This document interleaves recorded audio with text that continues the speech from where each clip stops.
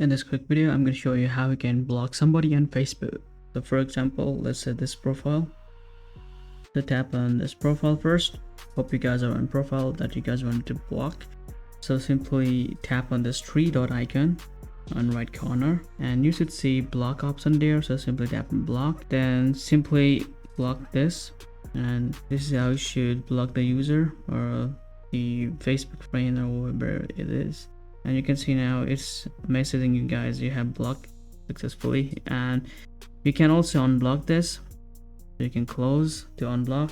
So tap on setting, then simply swipe down and you should see blocking here. So just tap on blocking, and this is the profile that I have blocked. So you can simply tap on unblock again, and this is how you should block or unblock Facebook profile or pages or whatever. So it's that simple and easy to do. So thank you so much for watching. See you guys in the next video.